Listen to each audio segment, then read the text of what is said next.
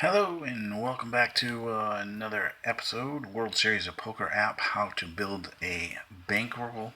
Doing a quick update here. I want to show you last video I was at 85 million, and I have slowly built it up to 230 million, just over 230 million now, as you can see. And the way I've done that is pretty much how I've advised with the being patient, being very, very patient. A couple things I've done I wouldn't recommend. I did let emotion get a hold of me a couple times. I've mostly been playing, you can see if you click on Texas Hold'em there, the different cash games you have from low end of the totem pole table you can get in at 100, 200, and those are the blinds, and then the buy-in is from as low as 5,000 up to 25,000, all the way up to the other end of the spectrum. Blinds will be 50 million and 100 million, and the buy-in as low as 2.5 billion up to 12.5 billion. You can see those are shaded out because I don't have that much of a bankroll, so I wouldn't be eligible to enter this table. If I click one table down, you see everything goes down just a little bit, and I'm still not eligible. Still not eligible at the 5-10 million table. Go down, the first table, the highest table I'm currently eligible for is the 1 million, 2 million blinds, a buy-in of 50 up to 250. And if you remember from my last video, I recommend for building a bankroll not putting into play more than 10% of your bankroll at a time. Last time I was 85 million, so that was 8.5 that I was eligible to play with. Now at 230 million, I'm eligible at under that self-imposed rule, $23 million. So according to that rule, I should not be on this table, 1 million, 2 million. If I drop down one, I can go to the 501 million table. And you can see the buy-in is 25 million. So technically, I shouldn't not quite ready to be on this table, and that's where I broke my own rule. Generally, since the last video, I've been playing this table here, the 100, 200k blinds, with a buy-in of 5 million and 25 million, and I generally go in at double whatever the lowest buy-in, the 5 million there. I usually go in at tables, I like to go in at double. It gives you a little bit of flexibility, but still not putting too much of your bankroll at risk. And at 10 million, I'm well within my 10% rule. So I've generally been playing this and trying to be very, very patient and wait till I'm pretty sure that I have a winning hand, and then go ahead and once I'm up 1 million or 2 million or 5 million, go ahead and pocket that money in my bankroll and move on. However, there was a couple times I went ahead and played and I lost all my 10 million. Bad beat, a couple bad beats, betting aggressive and someone else has it. Still trying to follow my rule of fold if you feel that you're beat. Better to keep your money and put it out there on another hand. But I did not always follow that rule, and I ended up just the other night losing all my 10 million that I put in play, and then getting a bit emotional about it, putting another 10 million and quickly losing that. And then I got really frustrated that I was now down 20 million, and I went ahead, come on, pop up here, and I went ahead and jumped on the 501 million table. Although it's extremely risky, and this is how I've lost bankrolls in the past, I went on this table, told myself to be very, very patient and wait till you absolutely had every hand that you decide to play, it's taking 1 million from you, so you can quickly burn through your bankroll. especially at the time. I think I was, I forget exactly where I was, like about 150 million. It can start burning out way real quick if you get in a couple hands and say you have pocket jacks and a king and a queen, or a king and an ace come up on the flop, and you have someone betting heavy in front of you, uh, and there's 5 hands still on the table. Pretty good chance that somebody is holding a king or an ace and has you beat, and it's real hard to fold those pocket jacks at that point, but you have to do it.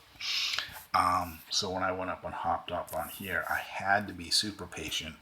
Um, but the payoff is, if you do get that winning hand, if you catch a flush, if you catch a straight, and you are the winning hand, you can win big pots. And I was able to go on there, be patient for about 10 minutes, eventually got a winning hand, and had someone call my all in, and I ended up winning like 30 million in one hand to recoup my 20 and then go up another 10.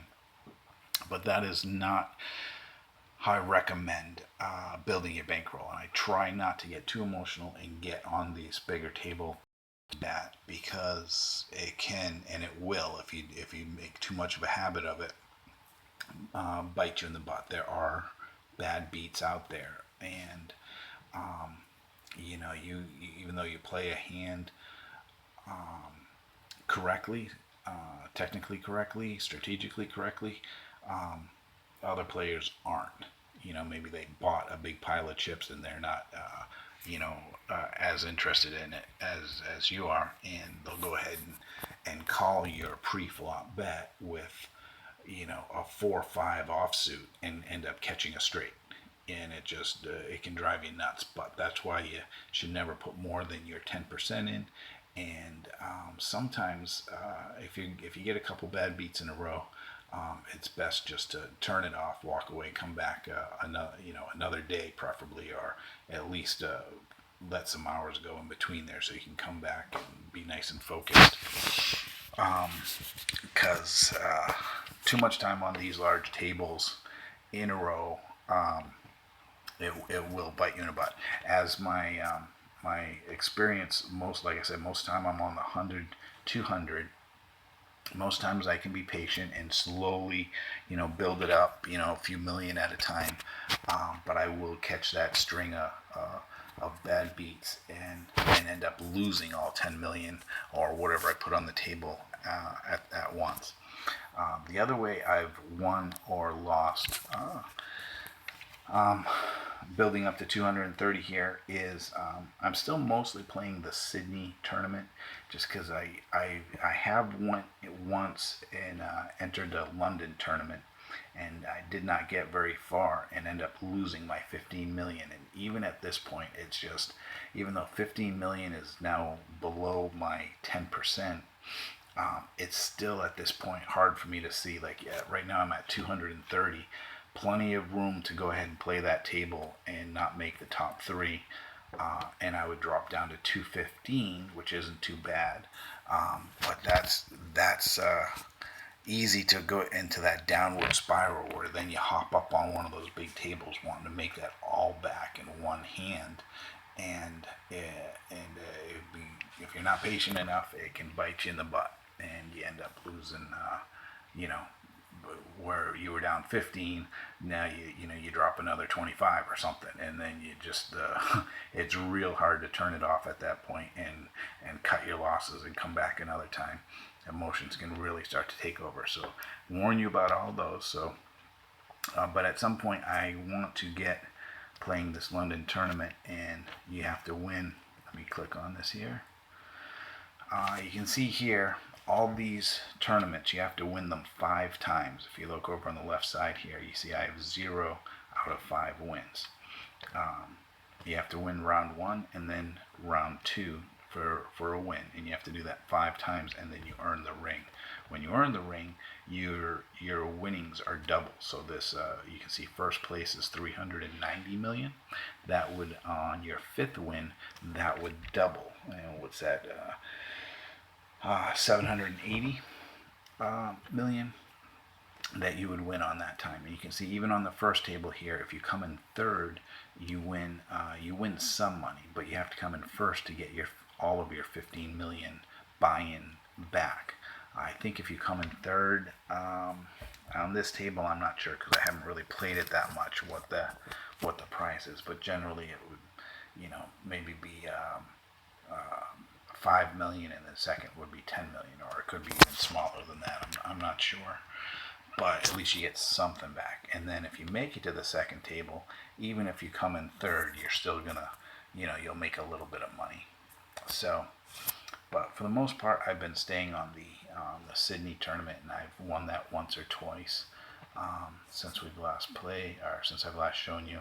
You can see I currently have 2 of these rings. So now to get another ring where your prize is doubled, I have to win it 9 times, and I've won it 4 out of those 9 times. But you can see for this tournament, there's only 5 players, 500k buy-in, but there's no prize for second or third. You get to the second table, it's still only 5 players, but there is a 500,000 for third place, 1 million for second place, and then 6 million for. So I have been playing a few of those, but